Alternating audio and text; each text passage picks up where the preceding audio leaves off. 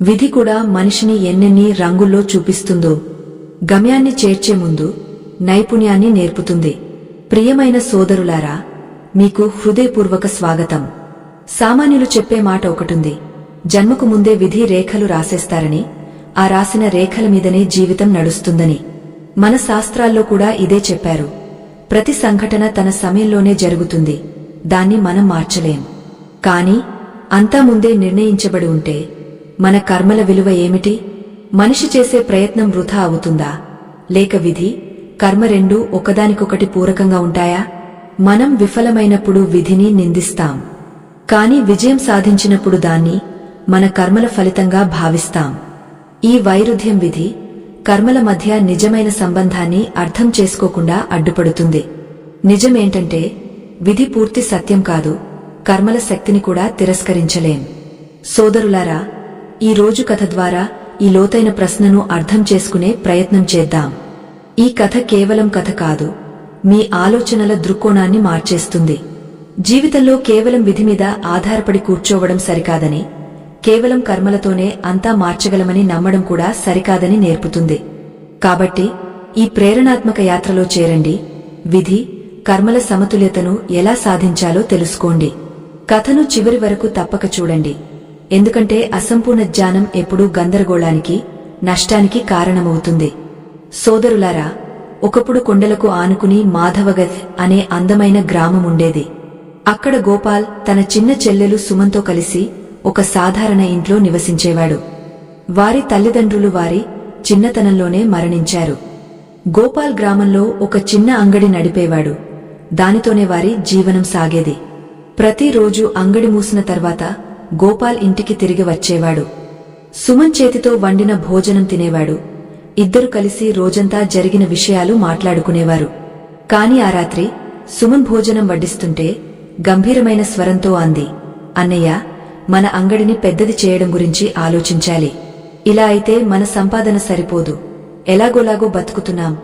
గోపాల్ నవ్వుతూ బదులిచ్చాడు, అరె సుమన్, మన విధి ఎలా ఉంటే అలా జరుగుతుంది.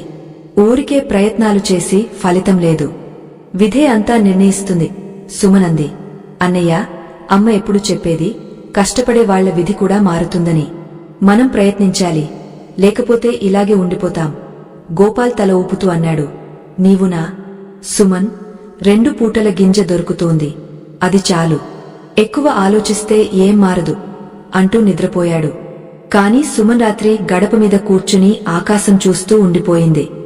ఆమె మనస్సులో ఒకే ప్రశ్న, నిజంగా విధిని మార్చలేమా?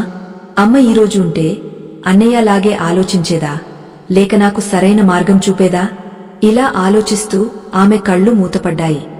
కాని ఆమె మనసులో ఒక కొత్త సంకల్పం పుట్టుకొచ్చింది. తన అన్నకు కష్టం, కర్మలే అసలైన శక్తి అని నిరూపించి చూపిస్తానని. మరుసటి రోజు ఉదయం గోపాల్ భోజనం చేసి అంగడికి వెళ్లడానికి సిద్ధమవుతుంటే సుమనంది, అన్నయ్య, ఆగండి. గోపాల్ అన్నాడు, ఏమైంది సుమన్, ఏదైనా పని ఉందా? బజారు నుంచి ఏదైనా తీసుకురావాలా? సుమనంది, లేదు అన్నయ్య, మీరు అంగడికి వెళ్లే ముందు దగ్గర్లోని అడవి నుంచి కొన్ని కట్టెలు తీసుకురండి. గోపాల్ అన్నాడు, సరే చెల్లెమ్మ అంటూ ఇంటి నుంచి అడవి వైపు బయలుదేరాడు. సుమన్ అన్నయ్య తిరిగి రావడానికి కళ్ళు కాయలు కాసేలా ఎదురుచూస్తోంది. ఇటు అడవిలోకి చేరిన గోపాల్ కట్టెలు సేకరించడం మొదలుపెట్టాడు. కట్టెలు కొడుతూ ఉండగా అతని చేతికి గాయమైంది. నొప్పితో విలవిలలాడుతూ ఇంకొంచెం ముందుకు వెళ్లి చూస్తా, ఎవరైనా కట్టెలు తీసుకురావడానికి వచ్చి ఉంటే సాయం దొరుకుతుందేమో అని అనుకున్నాడు. ఇంటి బయట కూర్చున్న సుమన్ అన్నయ్య కోసం ఎదురుచూస్తోంది. ఉదయం నుంచి మధ్యాహ్నం అయిపోయింది, అన్నయ్య జాడలేదు. ఏం జరిగా ఉంటుంది? దేవుడా, అన్నయ్య సురక్షితంగా ఉండాలి అని ఆలోచిస్తోంది. మధ్యాహ్నంలో వీధి నిశ్శబ్దంగా ఉంది. సుమన్ మనసులో ఎన్నో ప్రశ్నలు. దూరంగా కొండల మధ్య నుంచి వినిపిస్తున్న గుడి గంటల స్వరం ఆమె గందరగోళాన్ని మరింత పెంచింది. ఇటు గోపాల్ సాయం కోసం గుడి వరకు చేరుకున్నాడు. అక్కడ ఎవరూ కనిపించకపోవడంతో, ఎవరైనా ఉన్నారా? నాకు సాయం కావాలి, చేతికి గాయమైంది అని అరిచాడు. గోపాల్ గొంతు విని ఒక వ్యక్తి బయటకు వచ్చాడు. అతను ఒక యువకుడు నిలబడి ఉండడం, అతని చేతికి గాయమై ఉండడం చూశాడు. అతను లోపలికి వెళ్లి కొన్ని ఔషధాలు తెచ్చి గోపాల్ గాయంపై ఔషధీయ ఆకుల లేపనం వేయడం మొదలుపెట్టాడు. ఆ వ్యక్తి గుడిని శుభ్రం చేసే, సంరక్షించే పని చేసేవాడు. అప్పుడు వెనక నుంచి ఒక గొంతు వినిపించింది. అన్నయ్య, ఏమైంది? ఈ గాయం ఎలా అయింది? గోపాల్ ఆశ్చర్యంగా అన్నాడు. సుమన్, నీవు ఇక్కడ? సుమన్ బదులిచ్చింది. అవును అన్నయ్య, ఉదయం నుంచి మధ్యాహ్నం అయిపోయింది. మీకోసం ఎదురుచూస్తున్నా, మీరు రాలేదు. ఈ గుడి గంటల స్వరం నన్ను ఇక్కడికి లాగింది. మీ గురించి ఆలోచిస్తే ఎంత బెంగగా ఉందో తెలుసా? గుడి సేవకుడు అన్నాడు. బిడ్డా, నీ గాయం జాగ్రత్తగా చూసుకో, నీళ్లుగా సర్దుకుంటుంది. గోపాల్ ఆ వ్యక్తికి కృతజ్ఞతలు చెప్పి సుమన్తో అన్నాడు. రా చెల్లెమ్మా, ఇంటికి వెళదాం. సుమనంది. అన్నయ్య, ఈ గుడిలో ఒక పండిత బ్రాహ్మణుడు ఉంటాడని విన్నాను. ఆయనకు గ్రంథాలు, పురాణాల గురించి గొప్ప జ్ఞానముందట. ఆయన దగ్గరకు వెళదామా? అప్పుడు గుడి సేవకుడు అన్నాడు. అవును బిడ్డా, ఈ రోజు మహర్షి గుడిలో గ్రంథాలు చదువుతున్నారు. అందరికీ ఆయనను కలిసే అవకాశం దొరకదు. ఈ అవకాశాన్ని వదులుకోకు. ఆయనను కలిస్తే నీ గందరగోళాలన్నీ తీరిపోతాయి, జీవితానికి కొత్త దిశ దొరుకుతుంది. ఈ మాటలు విని సుమన్ ఆగలేక గోపాల్ చేయి పట్టుకుని ఆయన దగ్గరకు తీసుకెళ్ళింది. గోపాల్, సుమన్ మహర్షి దగ్గరకు చేరినప్పుడు ఆయన గ్రంథాల్లో మునిగి ఉన్నారు. ఆయన శక్తిని చూసి సుమన్, గోపాల్ కొంతసేపు ఆయనను చూస్తూ ఉండిపోయారు. సుమన్ గోపాల్ చేయి పట్టుకుని మహర్షి ఎదురుగా కూర్చుంది. సుమన్ ముందు మహర్షికి నమస్కరించి అంది. మహర్షి, మీ మాటలతో జీవితంలోని గందరగోళాలని తీరిపోతాయని విన్నాను. దయచేసి మా గందరగోళాలను తీర్చండి. గోపాల్కు ఈ విషయాల్లో ఆసక్తి లేదు. అతను సుమన్, మహర్షిని చూస్తూ కూర్చున్నాడు. అప్పుడు మహర్షి అడిగారు. బిడ్డా, నీ మనసులో ఏ గందరగోళముంది? సుమన్ బదులిచ్చింది. మహర్షి, నా జీవితంలో రెండే గందరగోళాలు. ఒకటి విధి, రెండోది కర్మ. నిజంగా ప్రతి మనిషి విధి జన్మకు ముందే రాయబడుతుందా? మన భవిష్యత్తు ముందే నిర్ణయించబడుతుందా? అయితే అమ్మ ఎందుకు చెప్పేది మనం కర్మలు చేస్తూ ఉండాలి, ఎప్పుడు ముందుకు సాగాలని? మహర్షి, విధి ముందే నిర్ణయించబడి ఉంటే జరగాల్సినది జరుగుతుంది కదా. అయితే మనం కర్మ ఎందుకు చేయాలి? కొందరు కర్మలే విధిని రాస్తాయని కూడా అంటారు. మహర్షి, నేను నా జీవితాన్ని ఏ ఆధారంతో జీవించాలి? విధితోనా, కర్మతోనా? సుమన్ మాటలు విని మహర్షి ఆమె గందరగోళాన్ని అర్థం చేసుకున్నారు. ఆయన అన్నారు. అవును బిడ్డా, ఈ సంసారంలో ప్రతి ప్రాణి విధి జన్మకు ముందే రాయబడుతుంది. ఆయన ఇంకా ఏదో చెప్పబోతుండగా గోపాల్ సుమన్ వైపు చూస్తూ అన్నాడు. చూసావా సుమన్, విధిలో రాసినదే మన జీవితం. ఈ మాటలు విని మహర్షి గోపాల్ విధిపైనే నమ్మకముంచి కర్మలను వ్యర్థంగా భావిస్తున్నాడని అర్థం చేసుకున్నారు. మహర్షి నవ్వి గోపాల్ వైపు చూస్తూ అన్నారు. బిడ్డా, విధి, కర్మల మధ్య సంబంధాన్ని అర్థం చేసుకోవడం చాలా ముఖ్యం. గోపాల్ అన్నాడు. మహర్షి, క్షమించండి, కాని కర్మలకు ఏ విలువ లేదు. నేను ఏం చేసినా నా భవిష్యత్తు విధిలో రాసినట్లే ఉంటుంది. గోపాల్ సుమన్ సైగలను పట్టించుకోకుండా మహర్షితో అన్నాడు. మహర్షి, ఒకప్పుడు ఒక రాజ్యంలో ఒక రాజు ఉండేవాడు. ఒకరోజు రాజగురువు ద్వారా అతనికి తన ఆయుష్ కేవలం 40 ఏళ్లేనని తెలిసింది. ఈ విషయం తెలిసి రాజు భయపడి తనను తాను రాజభవనంలో బంధించుకున్నాడు. ఎక్కడికి వెళ్తే నష్టం వస్తుందని అనుకున్నాడు. కాలం గడిచింది. ఆ రోజు కూడా వచ్చింది. 40వ ఏట రాజభవనం గోడ కూలిపోయి రాజు దాని కింద ఒత్తిగిలి చనిపోయాడు. గోపాల్ ఇంకా అన్నాడు. మహర్షి, అతను రాజైనా విధిలో రాసినది తప్పించుకోలేకపోయాడు. గోపాల్ కథ విని మహర్షి గట్టిగా నవ్వారు. ఆ నవ్వు చూసి గోపాల్, సుమన్ ఆలోచనలో పడ్డారు. మహర్షి గోపాల్ వైపు చూస్తూ అన్నారు. బిడ్డా, నీవు ఆది కథ సున్నావో, లేక నీకు చెప్పిన వాడికి ఈ కథ పూర్తి జ్ఞానం లేదో? గోపాల్ గందరగోళంలో పడ్డాడు. ఆయన ముఖంలో భావాలను చూసి మహర్షి మళ్లీ అన్నారు. బిడ్డా, అందుకే అంటారు అసంపూర్ణ జ్ఞానం నష్టానికి కారణమవుతుందని. గోపాల్ అన్నాడు. క్షమించండి మహర్షి, నాకు ఏమీ అర్థం కాలేదు. మహర్షి గోపాల్ వైపు చూస్తూ అన్నారు. బిడ్డా, నీవు చెప్పిన కథ సరైనదే, కాని నీకు ఆది కథే తెలిసినట్లుంది. నీకు పూర్తి కథ తెలిసి ఉంటే విధి, కర్మల మధ్య అనూహ్య సంబంధాన్ని అర్థం చేసుకునేవాడివి. నీ జీవితంలో ఈ గందరగోళాలు ఉండేవి కావు. అప్పుడు సుమన్ మహర్షి వైపు చూస్తూ చేతులు జోడించి అంది. మహర్షి, మమ్మల్ని క్షమించండి. ఈ కథ పూర్తి జ్ఞానాన్ని మాకు ఇవ్వండి. ఇప్పుడు మహర్షి మాటలు గోపాల్ను కూడా ఆకర్షించడం మొదలాయి. అతను శ్రద్ధగా వినడం ప్రారంభించాడు. మహర్షి అన్నారు. గోడ కూలడం వల్ల అందరూ అనుకున్నారు రాజు గోడ కింద ఒత్తిగిలి చనిపోయాడని. ఎందుకంటే ఆ రోజు అతని 40వ పుట్టినరోజు. రాజగురువు చెప్పినట్లు అదే అతని చివరి రోజు. కాని కొన్ని గంటల తర్వాత తెలిసింది రాజు బతికే ఉన్నాడని, కేవలం గాయం అయిందని. రాజు స్వయంగా ఆశ్చర్యపోయాడు. అప్పుడు రాజగురువు చెప్పాడు, రాజన్, నీవు విధిని నమ్మి గోడ కింద ఒత్తిగిలి చనిపోవచ్చు. కాని నీవు నీ కర్మల ద్వారా, అంటే నిన్ను నీవు కాపాడుకునే ప్రయత్నం చేశావు. అందుకే నీ మరణం కేవలం గాయంగా మారింది. గోపాల్ మహర్షి వైపు చూస్తూ అన్నాడు, మహర్షి, మీ మాటలు కొంత అర్థమవుతున్నాయి, కాని మనసులో ఇంకా కొంత సందేహముంది. మహర్షి అన్నారు, బిడ్డా, సరే, ఈ రోజు నీకు విధి, కర్మల మధ్య అనూహ్య సంబంధాన్ని ఒక పవిత్ర కథ ద్వారా వివరంగా చెప్తాను. దీని తర్వాత నీ గందరగోళాలన్నీ తీరిపోతాయి. ఈ కథ మానవజాతి మొత్తానికి కళ్యాణకరం. ఈ కథను శ్రద్ధగా వినే ప్రతి మనిషి గందరగోళాలన్నీ తొలగిపోతాయి అంటూ మహర్షి కథ ప్రారంభించారు.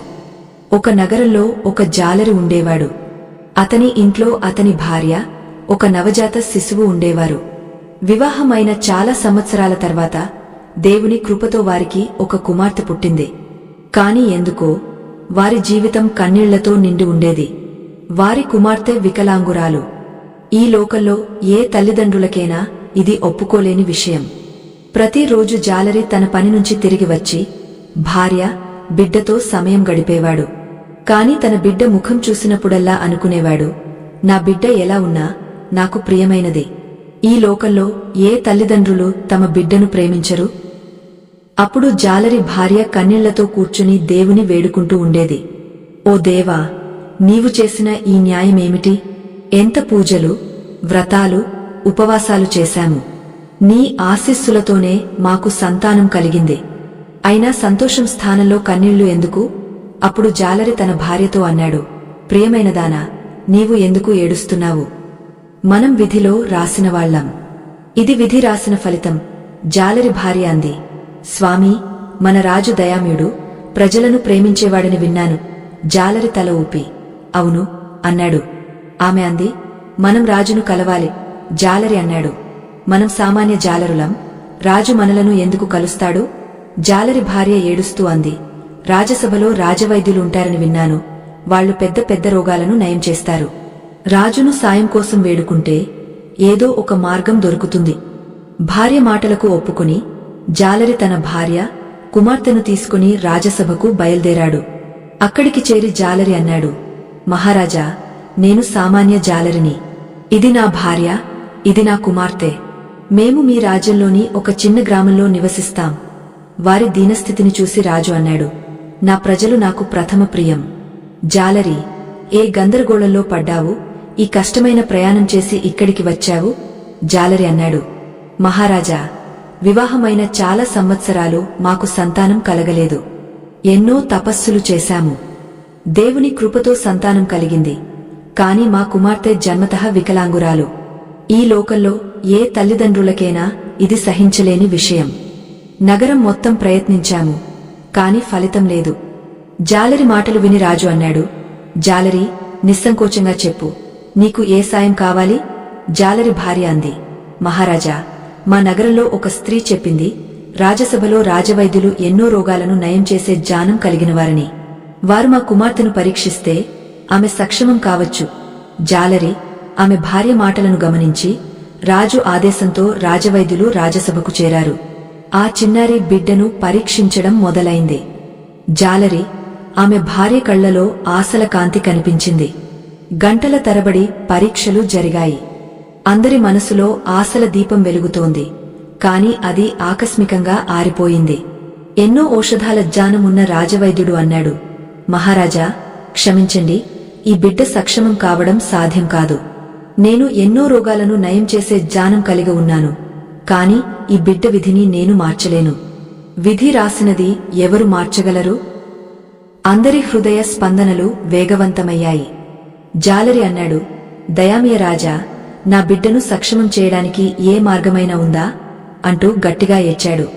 రాజు అన్నాడు, అవును, బహుశా ఏదో ఒక మార్గముండవచ్చు. అందరి కళ్ళు రాజువైపు మళ్ళాయి. అందరూ పరిష్కారం కోసం ఆశగా చూస్తున్నారు. రాజు అన్నాడు, గ్రంథాల జ్ఞానం కలిగిన మహాజ్ఞాని రాజగురువు ఒకే చూపులో విధి రేఖలను చదివేవాడు. ఆయన ఇప్పుడు ఏకైక మార్గం, రాజు విన్నపంతో రాజగురువు రాజభవనానికి చేరి బిడ్డ పక్కన కూర్చున్నాడు. అందరూ ఆయన వైపు కళ్ళు అప్పగించి చూస్తున్నారు. మధ్యాహ్నం నుంచి సూర్యాస్తమయం వరకు సమయం గడిచిపోయింది. జాలరి, ఆమె భార్య ప్రతిశ్వాసలో ఆశతో ఉన్నారు, తమ బిడ్డను సక్షమం చేసి గ్రామానికి తిరిగి వెళతామని. కాని ఆకస్మికంగా రాజగురువు ఒక్క మాట కూడా మాట్లాడకుండా కక్ష నుంచి బయటకు వెళ్లిపోయాడు. అందరూ ఆశ్చర్యపోయారు. జాలరి భార్య రాజగురువు వెనకాలే పరిగెత్తి ఆయన పాదాలపై పడి అంది, గురుదేవా, ఏమీ చెప్పకుండా వెళ్ళొద్దు. మీరు గ్రంథాల జ్ఞానం కలిగిన మహాజ్ఞాని. మా బిడ్డ విధిని మార్చలేరా? జాలరి భార్య మాటలు విని రాజగురువు మనసులో కలవరపడ్డాడు. ఆయన కష్టంగా తనను తాను సమస్థిరం చేసుకున్నాడు. ఎందుకంటే ఇలాంటి పరిస్థితిని ఆయన మొదటిసారి ఎదుర్కొంటున్నాడు. ఎప్పుడూ జీవిత దిశను చూపే, గందరగోళాలను తీర్చే మహాగురువు ఆయన. కాని ఈరోజు ఒక తల్లి ఆయన ముందు నిలబడింది. బహుశా మొదటిసారి ఆయన ఈ పరిస్థితిలో ఉన్నాడు. ఆ బిడ్డకు పరిష్కారం లేదని చెప్పాల్సి వచ్చింది. కొంతసేపు తర్వాత కష్టంగా తనను తాను సమస్థిరం చేసుకుని రాజగురువు అన్నాడు, బిడ్డా, నన్ను క్షమించు. ఈ రోజు మొదటిసారి ఈ గురువుకు చెప్పాల్సి వచ్చింది. నీ బిడ్డ విధి రేఖలో వికలాంగత్వం రాయబడింది. నేను మహాజ్ఞాని, మహాగురువును, కాని దేవుడిని కాదు. జాలరి అక్కడికి చేరాడు. ఈ మాటలని విన్నాడు. రాత్రి సమయం కావడంతో రాజు అందరినీ రాజభవనంలోనే ఉండమని ఆదేశించాడు. జాలరి, ఆమె భార్య చీకటి రాత్రిలో చిన్న బిడ్డను తీసుకుని ఎక్కడికి వెళతారు? మరుసటి రోజు ఉదయం జాలరి, ఆమె భార్య, బిడ్డతో రాజభవనం నుంచి గ్రామం వైపు బయల్దేరారు. దారిలో నడుస్తూ వారిద్దరూ ఒకే విషయం ఆలోచిస్తున్నారు. ఈ సంసారంలో తల్లిదండ్రులు ఉన్నంత వరకు అంతా బాగుంటుంది. కాని వారి వికలాంగ కుమార్తె గురించి ఆందోళన పడ్డారు. తల్లిదండ్రులు తమ జీవితాంతం బిడ్డతో ఉండలేరు. వారి తర్వాత ఆ బిడ్డ భవిష్యత్తు ఎలా ఉంటుంది? ఆమె సక్షమం కాదు కదా. ఈ కఠినమైన లోకం ఆమెను ఒంటరిగా ఎలా నడవనిస్తుంది? ఈ ఆలోచనలతో అడవిగుండా ఇంటికి చేరుకున్నారు. ప్రయాణంలో అలసిపోయినా ఒక్క మెతుకు కూడా తినలేదు. దేవుని ముందు దీపం వెలిగించి కూర్చున్నారు. వారి నోట ఒక్క మాట రాలేదు. కాని కళ్లనుంచి కన్నీళ్ల ధారలు ఏదో చెప్పినట్లు ప్రవహించాయి. బిడ్డ ఏడవడం మొదలుపెట్టింది. జాలరి భార్య ఆమెకు పాలు తాగించి నిద్రపుచ్చి ఆమె పక్కనే పడుకుంది. కాని జాలరి దేవుని ముందు చేతులు జోడించి కూర్చున్నాడు. కొంతసేపటి తర్వాత అతని కళ్ళు మూతపడ్డాయి. శివశంభును పిలుస్తూ నిద్రలోకి జారుకున్నాడు. అప్పుడు అతని కలలో భగవాన్ శివుడు ప్రత్యక్షమయ్యాడు. నిజంగా శివుడు తన ముందు నిలబడినట్లు అనిపించింది. భగవంతుడిని చూసిన భక్తుడు ఎలా నిశ్శబ్దంగా ఉంటాడు? జాలరి అన్నాడు, ఓ శివశంభు, మేము, నా భార్య ఎన్నో తపస్సులు చేశాము. అప్పుడు నీ కృపాదృష్టి పడి మాకు సంతానం కలిగింది. నీవే విధి రాసేవాడివి. మనిషి జన్మకు ముందే విధి రాస్తావు. ఓ ప్రభూ, మా పూజలో ఏ తప్పు జరిగింది? నీవు మా బిడ్డ విధిలో వికలాంగత్వం రాశావు. భగవాన్ శివుడు నవ్వి అన్నాడు, ఓ జాలరి, నీ భక్తిలో నేను ఎప్పుడూ సంతోషిస్తాను. నీ భక్తిలో ఎలాంటి లోపం లేదు. నీ పూజలో ఎలాంటి తప్పు జరగలేదు. నా మాటలను శ్రద్ధగా విను. నీ బిడ్డకు మాత్రమే కాదు, ఈ సంసారంలో ఏ ప్రాణికైనా నేను విధి రాయను. వారే తమ రాబోయే కాలంలో ఏం జరగాలో నిర్ణయిస్తారు. జాలరి అడిగాడు, ఓ ప్రభూ, నాకు ఈ అజ్ఞానికి కొంత సరళంగా, వివరంగా చెప్పు.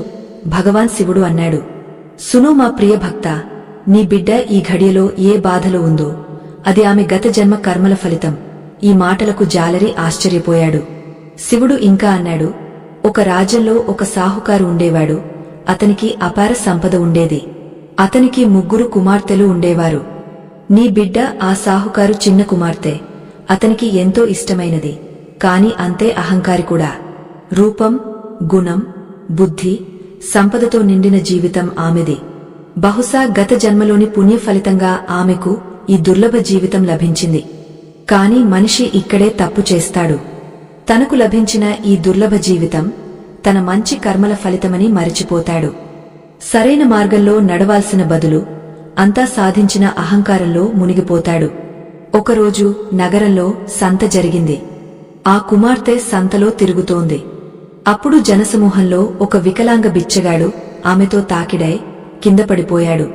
ఆ బిచ్చగాడు క్షమాపణ చెప్పడానికి సాయం చేయడానికి బదులు ఆ కుమార్తె అతన్ని అవమానకరమైన మాటలతో నిందించింది. నిన్ను నీవు సంభాళించుకోలేకపోతే ఇంట్లో కూర్చో, నిన్ను చూస్తేనే నాకు అసహ్యం వేస్తోంది అని అంది. అందరూ ఆ కుమార్తె వైపు చూస్తున్నారు. ఆమె అన్నట్టు సాహుకారు కుమార్తె కదా. ఆ బిచ్చగాడు గాయపడ్డాడు. అతను అసహాయంగా భావించాడు. మనసులో అనుకున్నాడు, ఓ దేవా, ఇలాంటి నిర్దయులు నాలాంటి అసహాయుల బాధను అనుభవించినప్పుడే వాళ్లకు నా బాధ ఏమిటో తెలుస్తుంది. ఇదే కారణంగా నీ కుమార్తె తన స్వంత కర్మల ఫలితంగా ఈ విధిని భరిస్తోంది. ఈ మాటలు విని జాలరి కొంతసేపు మాట్లాడలేకపోయాడు, ఆలోచించలేకపోయాడు. భగవాన్ శివుడు ఇంకా అన్నాడు, ఓ జాలరి, చింతించకు. నీవు పుణ్యాత్ముడిగా జన్మించినప్పుడు నీ జీవితంలో కష్టాలు, సవాళ్లు తప్పవు. ఈ సంసారంలో ప్రతి ఆత్మ ఏదో ఒక బాధను భరించాలి. తద్వారా గత జన్మ కర్మలను సమాప్తం చేసుకోవాలి. కాని గుర్తుంచుకో, నీ కుమార్తె జీవితంలో ఉన్న కష్టం ఆమె పరీక్ష. ఆమె ఓపికతో, ధైర్యంతో ఈ కష్టాలను ఎదుర్కొంటే తన విధిని కూడా మార్చుకోగలదు. ఒకరోజు ఆమె నీవు కలలో కూడా ఊహించని పనులను సాధిస్తుంది. జాలరి భావోద్వేగంతో అడిగాడు, ఓ ప్రభూ, నా కుమార్తె కూడా తన విధిని మార్చుకోగలదా? శివుడు బదులిచ్చాడు, అవశ్యం నా ప్రియ భక్త. కర్మలతోనే విధి రూపొందుతుంది. మనిషి విధిని దైవం రాస్తుందని భావిస్తాడు, కాని కర్మల శక్తిని గుర్తించడంలో విఫలమవుతాడు. అందుకే తనలోని శక్తిని గుర్తించక ఒకరి మాటల్లో ఇంకొకరి మాటల్లో పడి తన విధిని నిందిస్తాడు. శివుడు ఇంకా అన్నాడు, సును నా ప్రియ భక్త, నీ పిలుపును వినే నేను ఇక్కడికి వచ్చాను, నీ బాధను తొలగించడానికి. నీ కుమార్తె తన గత కర్మల నుంచి విముక్తి పొంది సక్షమ జీవితం జీవించాలంటే నీవు నీ భార్య తల్లిదండ్రులుగా ఆమెకు సరైన తప్పప్పుల జ్ఞానం, మంచి సంస్కారాలు నేర్పాలి. ఆమె ఇతరుల బాధను అర్థం చేసుకుంటే, పెద్దలను గౌరవిస్తే, అందరినీ ప్రేమిస్తే ఆమె మంచి కర్మలే ఆమెను ఈ బాధ నుంచి విముక్తి చేస్తాయి. అలా ఆమె సుఖమైన, సక్షమమైన జీవితం జీవిస్తుంది. శివుడు ఇంకా అన్నాడు, గుర్తుంచుకో, మనిషి జీవితం ఒక దుర్లభ జీవితం.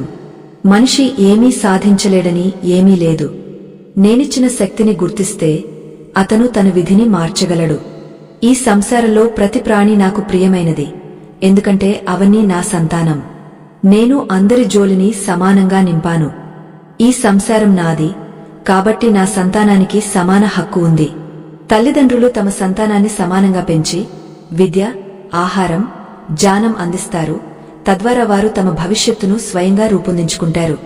అది సంతానం ఓపికతో ఎంత ప్రయత్నం చేస్తుంది, ఏ మార్గంలో నడుస్తుంది, మంచి లేదా చెడు ఎంచుకుంటుంది, దాని ఆధారంగానే జీవితం రూపొందుతుంది. ఈ మాటలు విని జాలరి అన్నాడు, ఓ శివశంభు, నీ కృపతో ఈ అజ్ఞానికి ఈ రోజు కొంత జ్ఞానం లభించింది.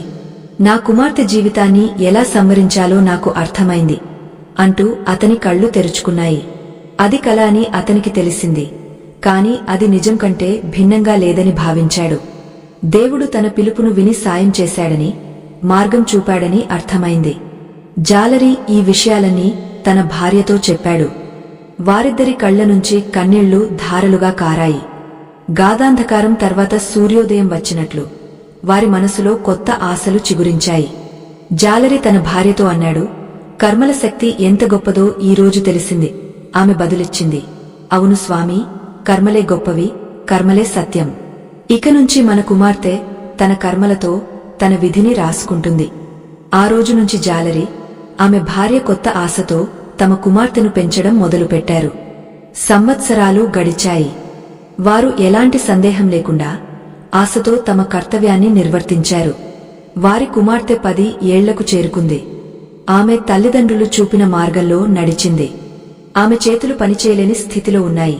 అయినా ఆమె ఇతరుల సాయంతో దాహంతో ఉన్నవారికి నీళ్లు పెట్టడం, ఆకలితో ఉన్నవారికి ఆహారం ఇవ్వడం, చిన్న వయస్సులోనే ఇతరుల బాధలను అర్థం చేసుకోవడం, పెద్దలను గౌరవించడం నేర్చుకుంది.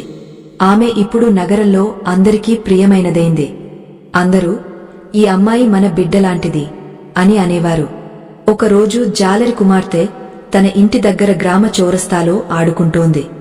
అప్పుడు ఒక బాటసారి నగరాన్ని దాటి ప్రయాణంలో ఉండగా కడుపు ఎండ వల్ల తల తిరిగి కింద పడిపోయాడు. గ్రామస్తుల సాయంతో జాలరి కుమార్తె అతన్ని తన ఇంటికి తీసుకొచ్చి ఎంతో శ్రద్ధగా చూసుకుంది. బాటసారికి స్పృహ వచ్చినప్పుడు అతను కృతజ్ఞతతో అన్నాడు, బిడ్డా, నీవు వయస్సులో చిన్నదానివి, కాని నీ హృదయం చాలా గొప్పది. దేవుడు నీకు మంచి చేయాలి. అప్పుడు అతని దృష్టి ఆ అమ్మాయి చేతులపై పడింది. జాలరి వైపు చూస్తూ అడిగాడు, ఈ బిడ్డకు ఏమైంది? జాలరి ఎలాంటి దుంహకం, సందేహం లేకుండా అన్నాడు, మహాశయ, ఇది నా కుమార్తె. జన్మతః వికలాంగురాలు. కాని మా కుమార్తెకు మా కర్మలపై, ప్రయత్నంపై నమ్మకముంది.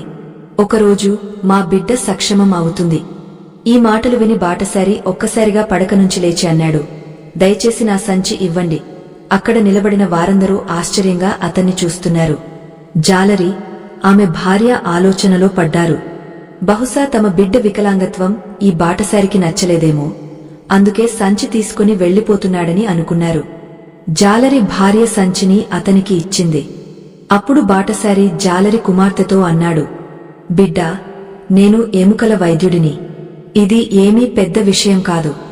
నా తాతల నుంచి మా ప్రతి తరం ఈ పని చేస్తూ వస్తోంది. మా ప్రియమైన ఈ చిన్న బిడ్డను నేను సరిచేస్తాను. ఈ మాటలు విని జాలరి, ఆమె భార్య సంతోషంతో ఏమీ మాట్లాడలేకపోయారు. బాటసారి జాలరి కుమార్తె చేతులకు మర్హం కట్టడం మొదలుపెట్టి జాలరి వైపు చూస్తూ అన్నాడు, 1 నెల తర్వాత బిడ్డ చేతులు పూర్తిగా సరియవుతాయి. ఇలా చెప్పి బాటసారి అక్కడి నుంచి తన ప్రయాణం కొనసాగించాడు. 1 నెల గడిచింది. ఖచ్చితంగా 1 నెల తర్వాత జాలరి కుమార్తె సక్షమమైంది.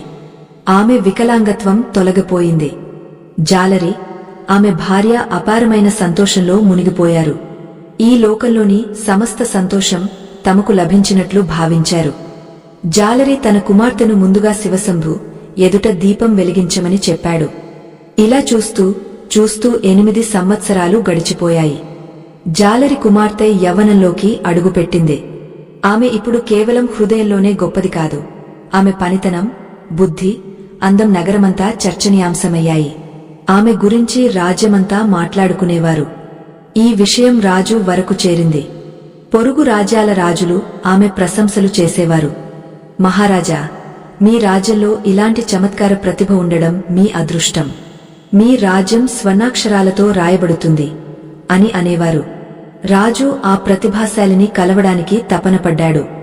అతనికి తెలియదు, ఆ అమ్మాయి జాలరి కుమార్తె అని, ఆమెను ఒకసారి ఇంతకు ముందే కలిశాడని. రాజు ఆలస్యం చేయకుండా తన సైన్యంతో బయల్దేరాడు. మార్గం వెతుకుతూ జాలరి నగరానికి చేరుకున్నాడు. అక్కడ ఒక గ్రామస్థుడి సాయంతో జాలరి ఇంటికి చేరి లోపలికి వెళ్లడానికి అనుమతి అడిగాడు. అప్పుడు జాలరి కుమార్తె బయటకు వచ్చింది. ఆమెను చూడగానే రాజు అన్నాడు, ఓ బిడ్డా, నిన్ను కలవడానికి చాలా రోజుల నుంచి తపిస్తున్నాను. నీకు నా కృతజ్ఞతలు చెప్పాలనుకున్నాను. నీవు మా రాజ్య సౌభాగ్యం. అప్పుడు వెనక నుంచి జాలరి, ఆమె భార్య రాజును చూసి ఆశ్చర్యపోయారు. రాజు కూడా వారిని చూసి స్తబ్దుడయ్యాడు. కొంతసేపు అక్కడ నిశ్శబ్దం నెలకొన్నది. జాలరి మనస్సులో అనుకున్నాడు, రాజు నా ఇంటికి రావడమేమిటి? నా బిడ్డ ఏదైనా తప్పు చేసిందా? దేవా, ఎంతో కష్టంతో మా బిడ్డ జీవితంలో సంతోషం వచ్చింది. అప్పుడు రాజు అన్నాడు, ఇది ఏమిటి నేను చూస్తున్నది? ఈ అమ్మాయి నీ కుమార్తెనా? ఆమె సక్షమం కాదు కదా? ఈ చమత్కారం ఎలా జరిగింది? జాలరి, ఆమె భార్య సమస్త విషయాన్ని రాజుకు వివరించారు. మహారాజా, తన కర్మలతోనే మా బిడ్డ తన విధిని మార్చుకుంది. కొంతసేపటి తర్వాత రాజు అన్నాడు, ఇది నేనెప్పుడూ ఊహించలేదు, ఇది సాధ్యమని. ఓ జాలరి, నీవు, నీ కుటుంబం నాకు కర్మల శక్తి సర్వోత్తమమని నేర్పించారు. రాజు జాలరి, ఆమె భార్య ఎదుట చేతులు జోడించి అన్నాడు, ఓ జాలరి, నేను నిస్సంతానిని. నాకు ఉత్తరాధికారి లేడు. ఈ రాజ్యభారాన్ని మోయడానికి నాలో శక్తి మిగలలేదు. ఈ ప్రతిభాశాలి కుమార్తె తన సూక్ష్మబుద్ధి, అవగాహనతో ఈ రాజ్యభారాన్ని నిర్వహించాలని కోరుకుంటున్నాను. ఈ మాటలు విని జాలరి భార్య ఏడ్చేసి అంది, లేదు మహారాజా, ఇది సాధ్యం కాదు. మమ్మల్ని క్షమించండి. మా బిడ్డ మా జీవిత సంపద. ఆమె మా సంతోషం, మా ప్రాణం. ఆమెను మీకు అప్పగించలేము. రాజు జాలరి భార్య వైపు చూస్తూ అన్నాడు, ఓ దేవి, సంతానం తల్లిదండ్రుల ప్రాణంలో నివసిస్తుందని నాకు తెలుసు. ఈ లోకంలో సంపదను ఎవరైనా ఇవ్వగలరు, కాని ఒక తల్లి తన సంతానాన్ని ఇవ్వలేదు. నాలాంటి నిస్సంతాన అభాగ్యుడికి ఇది తెలియదా? రాజు ఇంకా అన్నాడు, మీరు నన్ను తప్పుగా అర్థం చేసుకున్నారు. చింతించకండి, నా మాటలను శ్రద్ధగా వినండి. ఓ జాలరి, నీ కుమార్తె మా రాజ్యంలోని ఈ ప్రతిభాశాలి రాజసింహాసనంపై కూర్చుని రాజ్యభారాన్ని నిర్వహించాలని, మీరు కూడా మీ బిడ్డతో గౌరవంగా జీవితం గడపాలని కోరుకుంటున్నాను. ఇది నా కోసం మాత్రమే కాదు, మొత్తం రాజ్య భవిష్యత్తు కోసం. దయచేసి అర్థం చేసుకోండి. జాలరి ఆమె భార్య రాజు మాటలకు సమ్మతించి తమ కుమార్తెతో కలిసి రాజభవనంలో నివసించడం మొదలుపెట్టారు. జాలరి కుమార్తె, ఆమె పేరు రూపలేఖ, రాజు చెప్పినట్లు రాజసింహాసనంపై కూర్చుని రాజ్యభారాన్ని నిర్వహించడం ప్రారంభించింది. ఆమె శాసనం చూసి పొరుగు రాజ్యాల్లో కూడా హడావుడి మొదలైంది. ప్రజలు తమ కొత్త శాసకురాలి ప్రశంసలు చేసేవారు, ఆమె గురించి మాట్లాడటం ఆపలేకపోయేవారు. జాలరి, ఆమె భార్య ఆలోచిస్తున్నారు, ఓ దేవా, నీవు చెప్పినది నిజమే. ఒక మనిషి తన కర్మలపై నమ్మకముంచితే అసాధ్యమని ఊహించని స్థానానికి చేరుకోగలడు. మహర్షి గోపాల్ సుమన్ వైపు చూస్తూ అన్నారు, బిడ్డలారా, ఇప్పుడు మీకు విధి, కర్మల మధ్య అనూహ్య సంబంధం అర్థమై ఉంటుందని ఆశిస్తున్నాను. ఇక నీవు ఎన్నటికీ గందరగోళంలో పడవు. గోపాల్ అన్నాడు, మహర్షి, నాకు అర్థమైంది. విధి మనకు మార్గం చూపిస్తుంది, కాని కర్మలే మనలను గమ్యానికి చేర్చుతాయి. నేను రోజు నా విధిపై ఆధారపడి ఆకాశం వైపు చూస్తూ నక్షత్రాలను లెక్కిస్తూ నా విధి ఎప్పుడు మారుతుందా అని ఆలోచించేవాడిని. ఈ రోజు నాకు తెలిసింది, విధిని దైవం కాదు, మనిషి తన కర్మలతో మారుస్తాడు. గోపాల్ మహర్షి వైపు చూస్తూ అన్నాడు, మహర్షి, నేను అజ్ఞానిని, ఏమీ అర్థం చేసుకోకుండా మాట్లాడాను. నన్ను క్షమించండి. సుమన్ కూడా మహర్షి వైపు చూస్తూ అంది, మహర్షి, నా అమ్మ కూడా బహుశా విధి, కర్మల మధ్య ఈ అనూహ్య సంబంధాన్ని మాకు అర్థం చేయించాలని అనుకుని ఉంటుంది. గోపాల్, సుమన్ కొత్త ఆశతో మహర్షి పాదాలకు నమస్కరించి కర్మ మార్గంలో తమ ఇంటివైపు బయల్దేరారు. సోదరులారా, విధి ఎలాంటి రహస్యం కాదు, అది మన కర్మల ప్రతిబింబం మాత్రమే. మన విధి జన్మకు ముందే రాయబడినా దాన్ని మార్చే తాళం చెవి మన చేతుల్లోనే ఉంది, అది మన కర్మలు. జీవితం ఒక అమూల్యమైన అవకాశం. దీనికి సరైన దిశ ఇస్తే ఈ జీవితమే ఆత్మను మోక్షం వైపు నడిపించే మాధ్యమం అవుతుంది. ఈ రోజు, ఈ క్షణం నుంచి ఎవరైనా నీ సామర్థ్యంపై సందేహం వ్యక్తం చేస్తే వారి మాటలకు లొంగకు, నీ కర్మలపై శ్రద్ధ పెట్టు. ఎందుకంటే ఒకరోజు నీ కర్మలు నిన్ను నీవు కలలో కూడా ఊహించని స్థానానికి చేర్చుతాయి. జాలరి కుమార్తె రూపలేఖ తన కర్మలతో తన విధిని రాసుకున్నట్లే. గుర్తుంచుకోండి సోదరులారా, ఎంత పెద్ద పండితుడైనా నీ విధిని చదివినా నీ కర్మల్లో నీ విధి రేఖలను మార్చే శక్తి ఉంది. విధి కర్మలను మార్చదు, కాని కర్మలు విధిని తప్పక మారుస్తాయి. ఈ కథ మీకు కొత్త ఆలోచనలను, అవగాహనను ఇచ్చి ఉంటుందని ఆశిస్తున్నాము. ఈ కథ మీ హృదయాన్ని తాకి ఉంటే దయచేసి మీ స్నేహితులు, కుటుంబంతో పంచుకోండి. మీ ఒక్క చిన్న మద్దతు మమ్మల్ని ఇలాంటి ప్రేరణాత్మక కథలను మీ ముందుకు తీసుకురావడానికి ప్రోత్సహిస్తుంది. మీ ఆలోచనలు, సలహాలుంటే దయచేసి వాటిని మాతో పంచుకోండి. మరో కథలో కలుద్దాం. అప్పటి వరకు ఆనందంగా, ఆరోగ్యంగా ఉండండి. ధన్యవాదాలు. జై శివ శంభో.